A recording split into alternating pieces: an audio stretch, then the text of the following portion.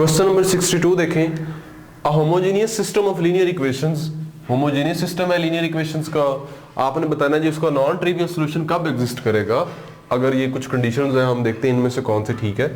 तो option A देखें, the number of unknown exceeds the number of equation, यानी यहाँ पे जो आपके अननोन्स हैं वो आपकी इक्वेशंस की तादाद से ज्यादा है। और नेक्स्ट बी देखें, number of equations exceeds the number of unknown, यहाँ पे वो कह रहा है कि इक्वेशंस ज्यादा है और अननोन्स जो है वो उनकी तादाद कम है। और सी ऑप्शन देखें, the number of unknown proceeds the number of equation, इसका मतलब यह है कि नंबर ऑफ अननोन जो है वो ज्यादा है। प्रोसीड का मतलब भी एक्सीड ही होता है, तो यहां पे भी यही बात कही गई है जो ऑप्शन ए में कही गई है। तो अब हम देखते हैं कि नॉन ट्रिवियल सॉल्यूशन कब एग्जिस्ट करता है एक homogeneous system of linear equations का। तो कब एग्जिस्ट करता है, जब लीनियर इक्वेशंस का जब हम कोएफिशिएंट मैट्रिक्स बनाएंगे और जब उसका डिटर्मिनेंट क्या आ जाए जीरो, तब उसका नॉन ट्रिवियल सॉल्यूशन एग्जिस्ट करता है। मसलन हम देखते हैं x1 plus x2 minus x3 is equal to 0, 2x1 minus x2 plus 3x3 is equal to 0। और हम थर्ड इक्वेशन ले लेते हैं 0x1 plus 0x2 plus 0x3 is equal to 0। अब अगर हम इसका कोएफिशिएंट मैट्रिक्स लिखें तो वो आपके पास क्या आ जाएगा,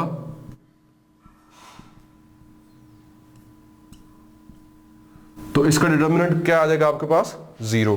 अब यहां पे देखें आपके पास इक्वेशंस एक्चुअली कितनी हैं 2 और अननोन्स कितने हैं यहाँ पे 3 है। लेकिन जब आपने इसका कोएफिशिएंट मैट्रिक्स लिखा उसका डिटर्मिनेंट, अब आप इसका डिटर्मिनेंट लें क्या आ जाएगा, इसका डिटर्मिनेंट आपके पास क्या आ जाएगा 0। तो जब डिटर्मिनेंट 0 आ जाए कोएफिशिएंट मैट्रिक्स का, तब नॉन ट्रिवियल सॉल्यूशन जो है वो एग्जिस्ट करता है। अब हम देखते हैं इसको दूसरे पॉइंट ऑफ व्यू से, रैंक के लिहाज से। तो इसका मतलब देखें क्या है, नंबर ऑफ अननोन्स आपके नंबर ऑफ इक्वेशंस की तादाद से ज्यादा है। यानी अब आप यहां पे देखें यही इक्वेशन है, इसको आपने कन्वर्ट कर लिया मैट्रिक्स फॉर्म में। अब आप इसका रैंक निकालेंगे, जब इसको एशेलॉन फॉर्म में कन्वर्ट कर लेंगे तो क्या होगा, रैंक ज्यादा से ज्यादा जो है वो 2 है और इससे कम भी हो सकता है। जब कोएफिशिएंट मैट्रिक्स का रैंक नंबर ऑफ अननोन से कम आ जाए तब जो है नॉन ट्रिवियल सॉल्यूशन एग्जिस्ट करता है। तो हमारी करेक्ट ऑप्शन जो होगी वो फिर ए ही होगी। लेकिन अब सी भी देखें, सी में वो क्या कह रहा है, the number of unknown proceeds the number of equation, इसका मतलब भी वही है जो ऑप्शन ए का मतलब है। यानी इस सूरत हाल में हमारी ये दोनों ही ऑप्शंस करेक्ट होंगी। लेकिन लग ये रहा है कि शायद वो यहाँ पे प्रोसीड्स लिखना चाह रहा था ताकि इन दोनों का मतलब जो है वो सेम ना बने। तो आपकी इस सूरत हाल में जो ऑप्शंस हैं वो ए और सी दोनों करेक्ट है। क्वेश्चन नंबर 63 देखें, a square matrix A such that A transpose is equal to A, कि स्क्वायर मैट्रिक्स ए है तो अगर उसका ट्रांसपोज लें अगेन वही आ जाए, तो हमें बताइए डेफिनेशन किसकी है, सिमेट्रिक मैट्रिक्स की। तो हमारी ऑप्शन फिर क्या होगी, सिमेट्रिक। तो अब बाकियों को देख लेते हैं, इन्वोल्यूटरी मैट्रिक्स कौन से होते हैं, इडेम्पोटेंट कौन से होते हैं या निलपोटेंट कौन से होते हैं। इन्वोल्यूटरी मैट्रिक्स वो होते हैं जो अब सेल्फ इनवर्स होते हैं, यानी अगर मैट्रिक्स ए और ए इनवर्स बराबर हो तो फिर हम कहते हैं कि ए मैट्रिक्स जो है वो इन्वोल्यूटरी मैट्रिक्स है। और इडेम्पोटेंट मैट्रिक्स कौन से होते हैं, अगर ए स्क्वायर आपके पास किसके बराबर आ जाए ए के, तब हम कहते हैं जो ए है वो इडेम्पोटेंट मैट्रिक्स है।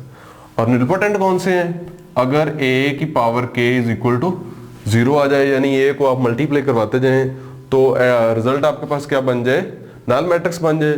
तो ए की जिस लीस्ट पावर पे वो नल मैट्रिक्स बन जाएगा, वो लीस्ट पावर जो होगी वो उस मैट्रिक्स का निलपोटेंसी इंडेक्स होगी। तो हमारी करेक्ट ऑप्शन यहां पे बेसिकली थी डी। क्वेश्चन नंबर 64 देखें, cofactors of the elements of second row of the determinant दिया हुआ है। तो ये एक्चुअली एक मैट्रिक्स है और हमने इसके सेकंड रो के एलिमेंट्स के कोफैक्टर्स निकालने हैं। यहाँ पे इस वर्ड की कोई जरूरत नहीं, तो हमने इस रो के कोफैक्टर्स निकालने। तो सबसे पहले इस एलिमेंट के कोफैक्टर निकालते हैं, -4, ये आपके पास होगा सेकंड रो और फर्स्ट कॉलम में है A21, -1 की पावर 2+1 हो जाएगा। और सेकंड रो को छोड़ दें और फर्स्ट कॉलम को भी छोड़ दें, सेकंड रो स्किप कर दें और फर्स्ट कॉलम स्किप कर दें, बाकी आपके पास डिटर्मिनेंट बच जाएगा 2, 3, -7 एंड 9। ये आपके पास आ जाएगा -1 की पावर 3, डिटर्मिनेंट एक्सपेंड करवा लें 18 और +21, तो ये आपके पास -39 है। उसके बाद अगर आप A22 निकालते हैं तो -1 की पावर 2+2।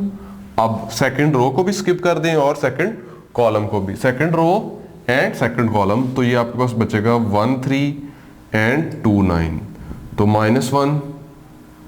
-1 की पावर 4 और यहां से आपके पास आ जाएगा 9 - 6, यानी ये आपके पास क्या आ गया 3। और आखिरी A2 3 निकाल लें, -1 की पावर 2 + 3। अब सेकंड रो को भी स्किप कर दें और थर्ड कॉलम को, सेकंड रो को स्किप करें और थर्ड कॉलम को, तो आपके पास बचता है 1 2 एंड 2 - 7, तो -1 की पावर 5 -7 - 4, तो ये आपके पास +11 आ जाएगा, यानी आपके पास को फैक्टर्स आए -39 3 एंड 11। अब देखिए को फैक्टर्स आपके क्या निकल रहे हैं, -39 3 एंड 11।